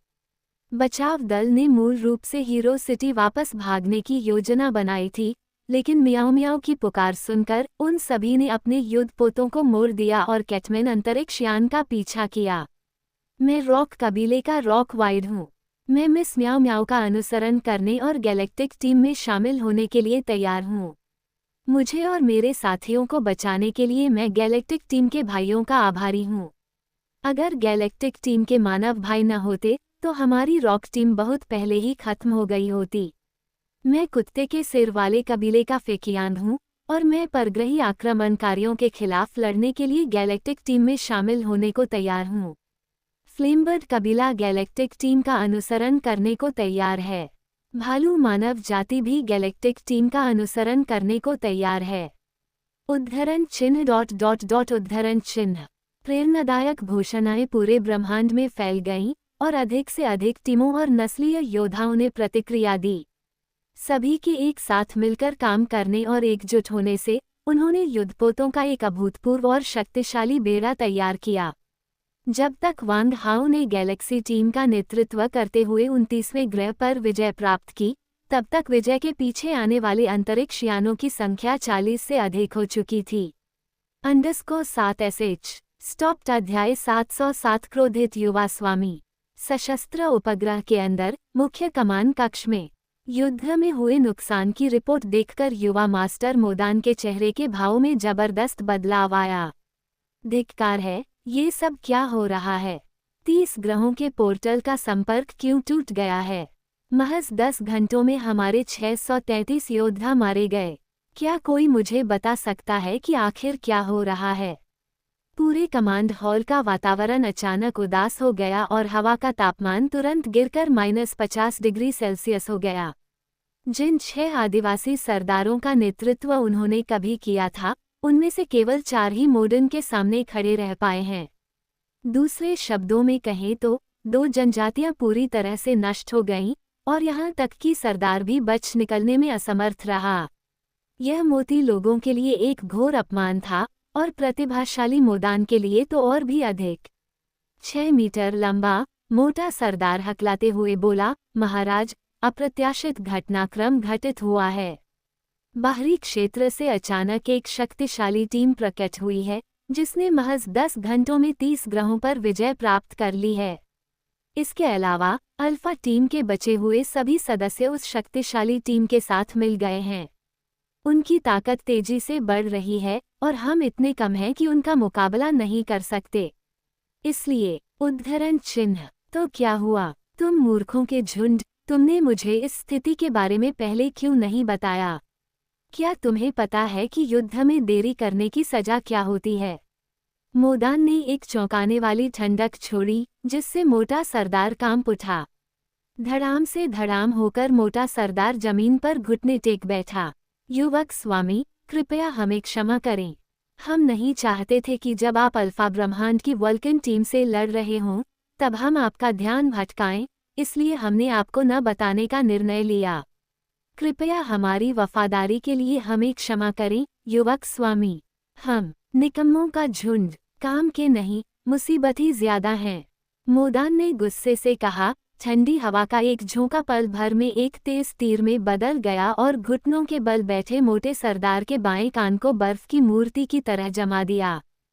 फिर उसका बायां कान सीधे उसके सिर से अलग होकर डेक पर गिर गया और जमीन पर गिरते ही क्रिस्टल जैसे साफ बर्फ के टुकड़ों के ढेर में बिखर गया। तुरंत ही बाकी तीनों सरदार हौंफने लगे, जबकि जमीन पर घुटनों के बल बैठा मोटा सरदार बुरी तरह कांपने लगा और उसके चेहरे से पसीने की बड़ी बड़ी बूंदें बहने लगीं। मोती योद्धाओं ने अपनी शारीरिक प्रशिक्षण तकनीकों के कारण अपने सभी रोमछिद्रों को बंद कर लिया था। संभवतः इस मोटे सरदार ने भी अपनी युवावस्था में शारीरिक प्रशिक्षण की शुरुआत से ही अपने रोमछिद्रों को बंद करवा लिया था। करीबी मुठभेड़ विशेषज्ञ, इस क्षण सैकड़ों वर्षों से बंद पड़े ये छिद्र अचानक खुल गए। तुम चारों के पास अपने अपने कबीलों का नेतृत्व करने और इन मक्खियों को खत्म करने के लिए 2 घंटे हैं। अन्यथा 2 घंटे के भीतर तुम अपने सिर लेकर मेरे पास आ सकते हो। मोदान के शब्द 10,000 साल पहले की बर्फ की तरह थे, जिन्होंने चारों सरदारों को पल भर में जमा दिया उन्हें पूरे शरीर में ठंड महसूस हुई और वे सांस लेने की भी हिम्मत नहीं कर पा रहे थे। किस बात का इंतजार कर रहे हो? जल्दी करो और जाओ, तुम्हारे पास सिर्फ 2 घंटे बचे हैं। जैसे ही उसने बोलना समाप्त किया, पांचों सरदार भागते हुए हॉल से बाहर निकल गए। मोदान का चेहरा एक ठहरे हुए तालाब की तरह उदास था और वह अपने हाथ में एक काले क्रिस्टल के मानव सिर को सहला रहा था। ये निकम्मे लोग मेरी पीठ पीछे आपस में लड़ रहे हैं, क्या उन्हें लगता है कि मुझे पता नहीं है? साकुको, तुम्हारे लिए मैं अपने पूरे कबीले की जान कुर्बान करने को तैयार था, लेकिन तुम मेरे प्रति इतनी निर्दयी क्यों हो? मोई तो बस मेरा हारा हुआ प्रतिद्वंदी है। उसमें ऐसा क्या गुण है कि तुम सब कुछ छोड़कर मेरे लोगों के साथ विश्वासघात करने को तैयार हो? अचानक मोदान के हाथ में मौजूद काले क्रिस्टल से एक तेज रोशनी निकली, जिससे खोपड़ी की 2 गहरी आंखों के गड्ढों से एक प्रेत छवि उभर कर सामने आई। इस चित्र में एक मोती महिला लाल फूलों का मुकुट और लाल वस्त्र पहने हुए, सफेद हड्डी की छड़ी पकड़े हुए दिखाई दे रही है। वह कोई और नहीं बल्कि मोती की महापुजारिन शोकोको हैं। प्रदर्शित पहली छवि में शोकोको को मोटे योद्धा के अवशेषों को पकड़े हुए फूट फूट कर रोते हुए दिखाया गया, वह शव मोए का ही था। दूसरे दृश्य में शोकोको की आंखों से खून से सने आंसुओं की 2 धाराएं बहती हैं, जब वह एक अन्य शव से ताज़ा दिल निगलती है। फिर काली लपटों का एक तेज झोंका उसे अंदर से बाहर तक जला देता है और उसे पूरी तरह से काली राख के ढेर में बदल देता है। फिर छवि धुंधली हो गई और अपठनीय हो गई। ऐसा प्रतीत होता है कि कोई रहस्यमय शक्ति खोपड़ी के क्रिस्टल को जांच करने से रोक रही है। क्लिक करे टिल्ड। मोदान ने अपना दाहिना हाथ मुट्ठी में बंद किया, उसकी 5 उंगलियां आपस में मिल गईं और उसने काले क्रिस्टल को पीसकर चूर चूर कर दिया। साको, तुम ब्रह्मांड में कहीं भी भाग जाओ, मैं तुम्हें ढूंढ लूंगा। चाहे तुम मर भी जाओ, मैं तुम्हारा शरीर ढूंढ लूंगा। यह मोदान एक भावुक आत्मा है, जिसने बचपन में साको के प्रति अपने एकतरफा प्यार के कारण एक बलवान व्यक्ति बनने की प्रतिज्ञा की थी।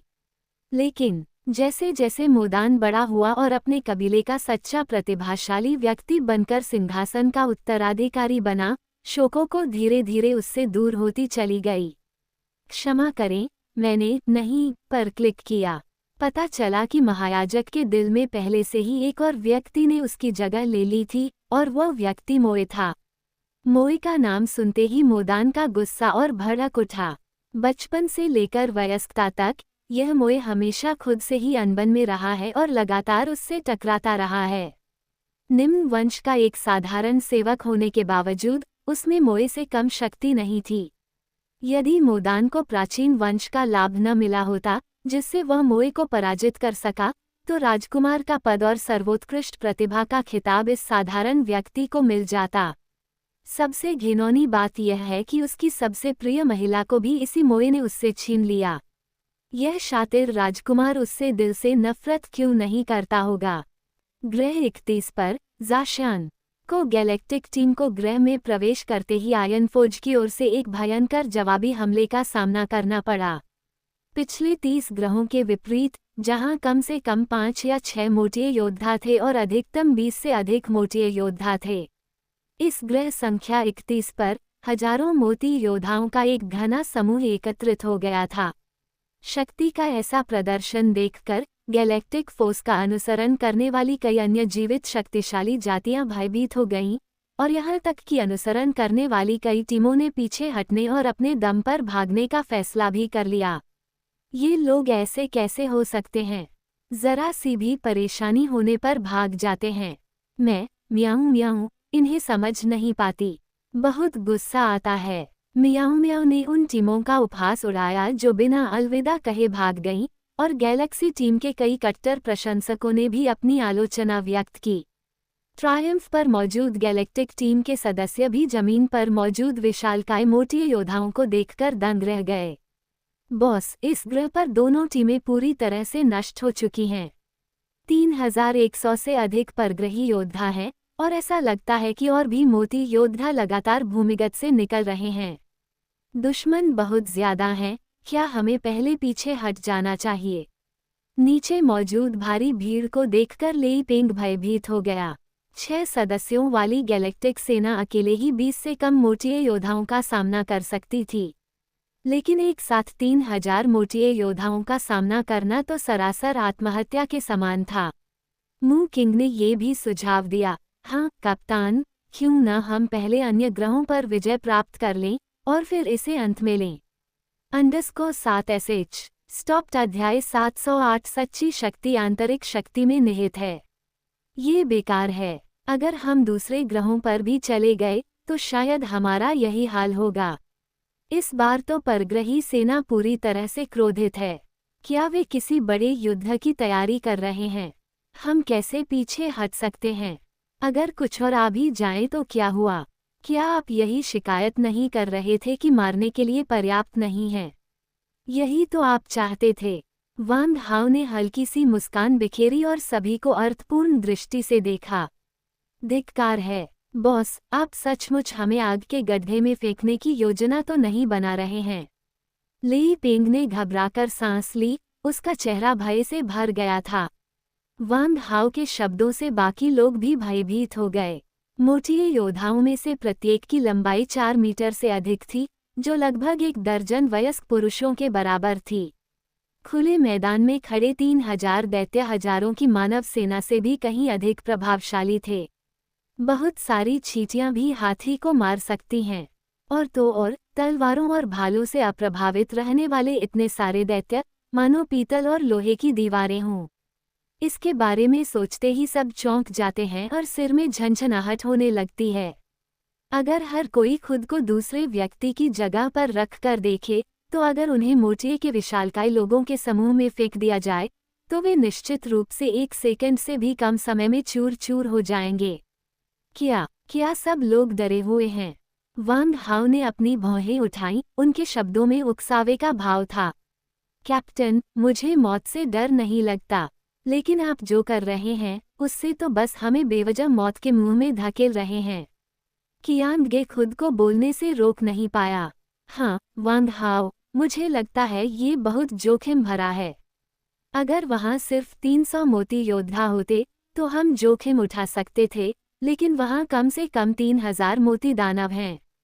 ये बहुत खतरनाक है। ये लगभग निश्चित मृत्यु है। डू सान नियांग ने भी निराशावादी दृष्टिकोण व्यक्त किया। बाकी लोग चुपचाप वांग हाओ को देखते रहे। सबकी प्रतिक्रिया देखकर वांग हाओ को गुस्सा नहीं आया। फिर उन्होंने धीरे से और गहरी आवाज में कहा, बहुत बढ़िया। ऐसा लगता है कि हर किसी को अपनी अपनी ताकत का स्पष्ट ज्ञान है। पिछली जीतों ने आपको घमंडी नहीं बनाया है। आप सभी ने वास्तविक खतरे का सामना करते हुए भी शांत दिमाग बनाए रखा है, जिससे मुझे बहुत खुशी हुई है। वांग हाओ की बातें सुनकर सभी को लगा जैसे उनके दिलों से एक बहुत बड़ा बोझ उतर गया हो। दरअसल कप्तान उनकी परीक्षा ले रहा था। सबने दबे स्वर में राहत की सांस ली। हालांकि पूरी तरह से आराम करने से पहले ही वांग हाओ ने फिर कहा, हालांकि हर परिस्थिति में जब हमें पता होता है कि खतरा है, तो क्या हम सैनिक होने के नाते निष्क्रिय बैठे रह सकते हैं और केवल अपनी जान की चिंता कर सकते हैं? कृपया ध्यान दें कि यह अल्फा ब्रह्मांड की सीमा है और हमारे पीछे अल्फा ब्रह्मांड के ही साथी नागरिक हैं। अगर हम इस बार बच निकलते हैं तो इसमें शर्म की कोई बात नहीं है। आखिर दुश्मन बहुत शक्तिशाली है और हम बहुत कमजोर हैं। लेकिन क्या आपने इस बात पर विचार किया है कि अगर यह जगह गिर गई तो इसका क्या मतलब होगा? क्या ये सिर्फ एक चौकी बनकर रह जाएगी, या इससे वल्कन स्क्वाड्रन और अन्य मित्र सेनाओं को गंभीर संकट में डाल दिया जाएगा?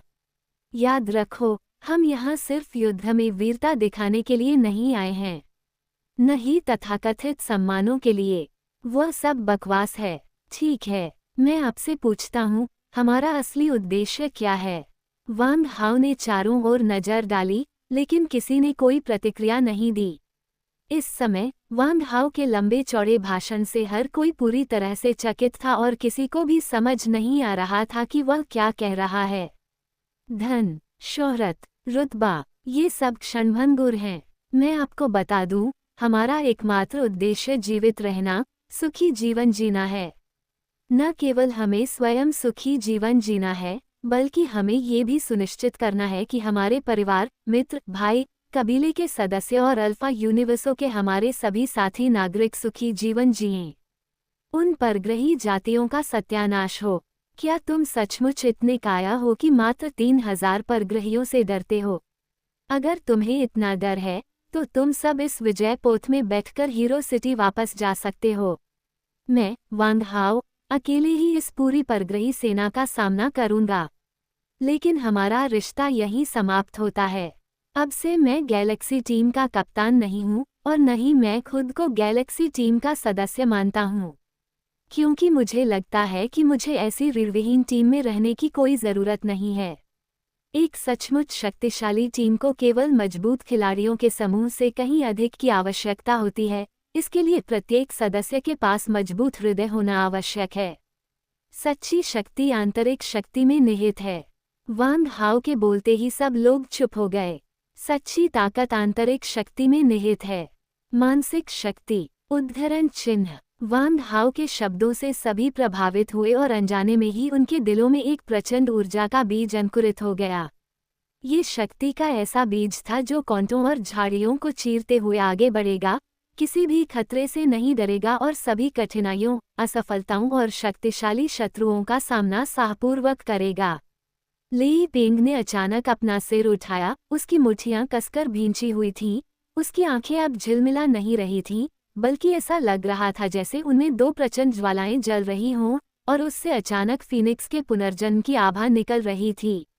बॉस, मैं समझ गया। आखिरकार मुझे समझ आ गया। मैं आपके साथ चलूंगा, चाहे चाकुओं का पहाड़ ही क्यों न हो, हम साथ मिलकर चढ़ेंगे। चाहे नरक ही क्यों न हो, हम साथ मिलकर उसका सामना करेंगे। मू किंग ने भी अपना सिर उठाया। उसकी आंखें लाल थीं और होंठ कांप रहे थे। आखिरकार उसे समझ आ गया। धन्यवाद कप्तान। अब मुझे समझ आया कि अपने आसपास के लोगों से ज्यादा प्रतिभाशाली होने के बावजूद मैं हमेशा इतना डरपोक क्यों रहा। बात यह नहीं है कि मैं पर्याप्त शक्तिशाली नहीं हूँ, बल्कि यह है कि मुझे खुद पर विश्वास नहीं था। कप्तान, मेरी सबसे बड़ी कमजोरी का एहसास कराने के लिए धन्यवाद। कियांग चुप रहा, लेकिन उसकी आंखों में पूरी तरह बदलाव आ गया था। उनमें अब लड़ने का जज्बा नहीं था, बल्कि वे अधिक संयमित हो गई थीं। हाँ, सच्ची शक्ति आंतरिक शक्ति में निहित है। आप चाहे कितने भी क्रूर या निर्दयी दिखें, आप अपने शत्रुओं को डरा सकते हैं, लेकिन आप अपने दिल को धोखा नहीं दे सकते। इस समय भाई कियान की आभा संयमित हो गई थी और उनकी आभा एक साधारण व्यक्ति जैसी हो गई थी। हालांकि इस परिवर्तन से लोगों को यह आभास नहीं हुआ कि उनकी शक्ति कम हो गई है। इसके विपरीत इससे लोगों को यह एहसास हुआ कि वे और भी अधिक रहस्यमय और विस्मयकारी हो गए हैं। डू सान नियांग भी भावुक हो गईं और वांग हाओ के शब्दों पर ध्यानपूर्वक विचार करने लगी, जिन्होंने उन्हें गहरा सदमा पहुंचाया था। नामी बार बार मन ही मन दोहराती रही, सच्ची ताकत आंतरिक शक्ति में निहित है। धीरे धीरे उसकी खूबसूरत आंखों में चमक आ गई। तो वांग हाओ के इतने शक्तिशाली बनने का कारण बाहरी ताकतें या अवसर नहीं थे, बल्कि स्वयं वह थे। एक सच्चा शक्तिशाली व्यक्ति वही होता है जिसका दिल वांग हाओ भाई की तरह सचमुच मजबूत हो। आंखें बंद करके ध्यान कर रही अकाली अब तेजी से पलकें झपका रही थी। उसका दिल भावनाओं से उबल रहा था। लगता है मेरी साधना अभी भी अपर्याप्त है। मेरी आंतरिक शक्ति, मैं इसे और अधिक शक्तिशाली बनाने के लिए कैसे विकसित करूं? वांग हाओ को इस बात का पता नहीं था कि उनके शब्द सार्वजनिक चैनल की रियल टाइम संचार प्रणाली के माध्यम से 100 प्रकाश वर्ष के दायरे में प्रसारित हो चुके थे। इस शानदार लेकिन संक्षिप्त भाषण को सुनने के बाद अल्फा यूनिवर्स टीम के लगभग सभी योद्धा गहरे सदमे में आ गए। विशेषकर गैलेक्टिक टीम के अनुयायी वांग हाओ के शब्दों को सुनकर उत्साह से भर गए। स्टॉप्ड अध्याय 709 अल्फा की आत्मा। मियाओ, बड़े भाई की कहानी सुनाने का तरीका कितना अद्भुत है। मैं बहुत भावुक हो गया हूँ। वांग हाओ का भाषण सुनकर मियाओ मियाओ बेहद भावुक हो गई और उसकी आंखों से आंसू बहने लगे। शाओ मियाओ, किसी पर भी आसानी से भरोसा मत करो। इंसान बड़े झूठे होते हैं और बड़ी बड़ी बातें करते हैं। मियाओ यून अपनी भोली भाली चचेरी बहन को एक मीठी बातों वाले आदमी के बहकावे में आते हुए नहीं देख सकती थी। चचेरे भाई, तुम झूठ बोल रहे हो। मुझे अब तुम बिल्कुल पसंद नहीं हो। वांग हाओ के भाषण से गैलेक्सी टीम के कई सदस्य भी उत्साहित हुए। वो इंसान सही कह रहा है। अगर एलियन योद्धा ताकतवर हैं तो क्या हुआ? हमारे पास शक्तिशाली अल्फा ब्रह्मांड का समर्थन है। हम कायर नहीं बनेंगे, हम बीटा ब्रह्मांड के बदमाशों को भगा देंगे। आइए गैलेक्टिक टीम के पदचिन्हों पर चलें और मिलकर परग्रही जाति का नाश करें। ... देखते ही देखते सार्वजनिक चैनलों पर विभिन्न भाषाओं में घोषणाओं की बाढ़ आ गई, जो सभी समान रूप से भावुक थीं। शुरू में यहाँ की अधिकांश टीमें पीछे हटने के लिए तैयार थीं, लेकिन अब वे सभी इन शापित विदेशी योद्धाओं को मारने के लिए दृढ़ संकल्पित हैं, भले ही इसका मतलब युद्ध के मैदान में मरना ही क्यों न हो। बेशक कुछ टीमें ऐसी भी थीं जो पीछे हटकर भाग गईं, लेकिन ऐसी टीमें अल्पसंख्यक ही थीं। शेष बची टीमों में से अधिकांश का एकमात्र लक्ष्य विदेशी आक्रमणकारियों को खत्म करना था। सभी एक ही लक्ष्य के लिए एकजुट हो गए हैं, पहले कभी न देखी गई एकता के साथ। अल्फा ब्रह्मांड में सभी जातियां, चाहे उनकी ताकत, रूप या शक्ति कुछ भी हो, एकजुट हैं। सभी टीमें जो एक साथ एकत्रित हुई थीं, एक ही शक्ति में विलीन हो गईं, यहाँ तक कि गैलेक्टिक टीम की विजय को भी पीछे छोड़ते हुए और जमीन पर एकत्रित मोटिए कबीले की सेना की ओर आक्रमण का नेतृत्व किया। टीम गैलेक्सी के सदस्यों ने कभी उम्मीद नहीं की थी कि अनुयायियों का ये समूह, जो हमेशा उनकी टीम के पीछे घात लगाकर बैठा रहता था और बचे खुचे टुकड़े बटोरता था, वास्तव में एक शक्तिशाली दुश्मन का सीधे सामना करने का साहस करेगा। ऐसा व्यवहार पतंगे के आग की ओर आकर्षित होने जैसा है। हालांकि टीमों का एक ऐसा समूह भी है जो बलिदान देने और नेतृत्व करने के लिए तैयार है और सबसे आगे बढ़कर नेतृत्व कर रहा है। इसी क्षण वांग हाओ ने पूर्ण पैमाने पर हमले का आदेश जारी कर दिया। ट्रायम्फ, हमारी मित्र सेनाओं की रक्षा के लिए नीचे की ओर धातु के गोले दागो। गैलेक्टिक स्क्वाड, मेरे साथ आगे बढ़ो। आज हम इन सभी का संहार करेंगे और अल्फा में इन विदेशी आक्रमणकारियों को पूरी तरह से नष्ट कर देंगे। धप धप धप। विशेष संशोधनों के बाद ट्रायम्फ के पतवार पर घनी तरह से पैक की गई मधुमक्खी के छत्ते जैसी हथियार खिड़कियों की पंक्तियां हैं। नीचे खड़ी मोटी जनजातियों की विशाल अंधेरी सेना पर घनी बारिश जैसी धातु की वस्तुओं की बौछार ऐसे बरस रही थी मानो किसी बर्तन में पकौड़े गिराए जा रहे हों। ये धातु के गोले स्वचालित लक्ष्यीकरण और ट्रैकिंग इकाइयों से लैस हैं और युद्धपोत पर गिरने के बाद वे स्वचालित रूप से लक्ष्यों की तलाश करेंगे और उन पर हमला करेंगे। उसी समय गैलेक्सी टीम के सदस्य अपने युद्ध कवच में लिपटे हुए हजारों मीटर की ऊंचाई से हवा में नीचे गिर पड़े। दूसरी ओर वांग हाओ अकेले ही तेजी से जमीन की ओर गिर पड़ा। हालांकि उसने सबसे आखिर में छलांग लगाई, लेकिन वह बाकी सभी से पहले जमीन पर उतरा। कई हजार मीटर की ऊंचाई पर वांग हाओ ने केवल अपने पैरों का इस्तेमाल करते हुए आपातकालीन लैंडिंग की। अपने शरीर की ताकत पर उचित नियंत्रण और उड़ान तकनीक के कुशनिंग प्रभाव के कारण जमीन को बिल्कुल भी नुकसान नहीं हुआ। वांग हाओ के उतरते ही वह मोती योद्धाओं के एक घेरे में घिर गया। बूम टिल्ड, एक मोती योद्धा ने वांग हाओ के सिर पर पैर से वार किया, जबकि दो अन्य मोती योद्धाओं ने उसे पीछे से घेर लिया। वांग हाओ निडर बना रहा। एक ही विचार से 3000 सोने के फेंकने वाले चाकू अचानक प्रकट हो गए। अगले ही पल ये चाकू एक लंबे सुनहरे अजगर में बदल गए, जो वांग हाओ के चारों ओर चक्कर लगाने लगा।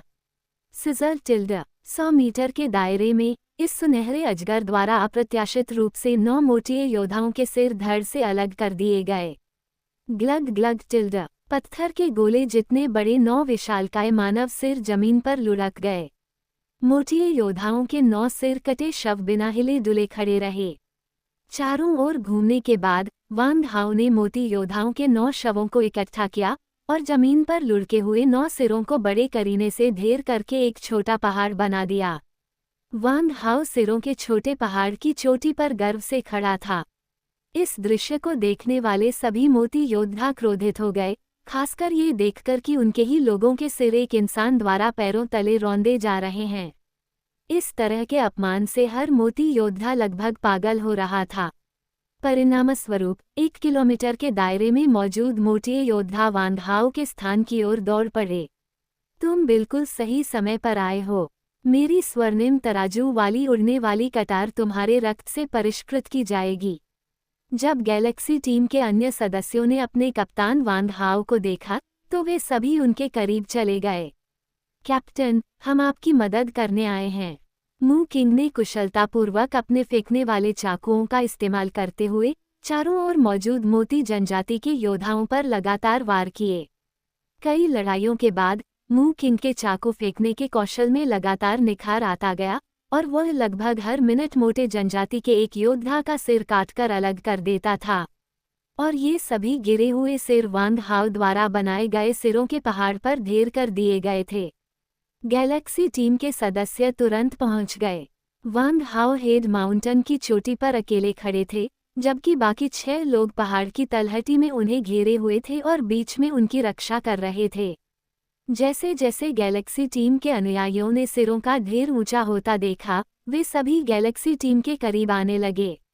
मैंने तो बस यही सुना था कि गैलेक्सी टीम हीरो सिटी की सबसे कमज़ोर टीम है, लेकिन मैंने कभी कल्पना भी नहीं की थी कि उनके पास इतनी भयानक युद्ध शक्ति है। परग्रही दैत्यों को मारना तरबूज और सब्जियां काटने जितना आसान था। हीरो सिटी की शीर्ष 100 सुपर टीमें भी इतनी ताकतवर नहीं हैं।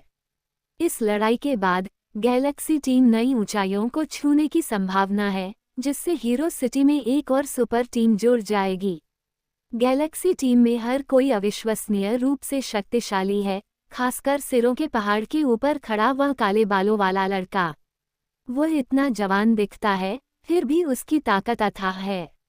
उसके लिए परग्रही दैत्यों को मारना तरबूज काटने से भी आसान है। वापस लौटने के बाद हमें अपने लोगों को चेतावनी देनी होगी कि हमें आने वाली पीढ़ियों तक आकाशगंगा में रहने वाली मानव जाति के साथ मैत्रीपूर्ण संबंध बनाए रखने होंगे। महज 1 घंटे में मोटिए योद्धाओं की सेना ने अपने आधे से अधिक सैनिक खो दिए थे। उनमें से 95% से अधिक किल गैलेक्सी टीम द्वारा किए गए थे और अकेले वांग हाओ ने ही 1000 से अधिक किल किए थे। इस युद्ध में गैलेक्टिक टीम ने एक जबरदस्त प्रतिष्ठा अर्जित की और उनके अजेय कप्तान की किंवदंती पूरे अलौकिक युद्ध क्षेत्र में फैल गई।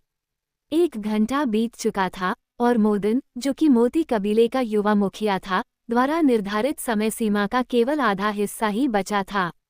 चारों मोती जनजातियों के 4 सरदार, जो युद्ध की निगरानी के लिए जमीन के नीचे गहराई में छिपे हुए थे, अब और इंतजार नहीं कर सकते थे। चौथे भाई, तुम पहले जाओ और उस लड़के की ताकत का परीक्षण करो। हम थोड़ी देर में वहां पहुंच जाएंगे। तीसरे भाई, तुम अकेले क्यों नहीं जाते? उस युवक की शक्ति किसी भी तरह से स्वामी जी से कम नहीं है।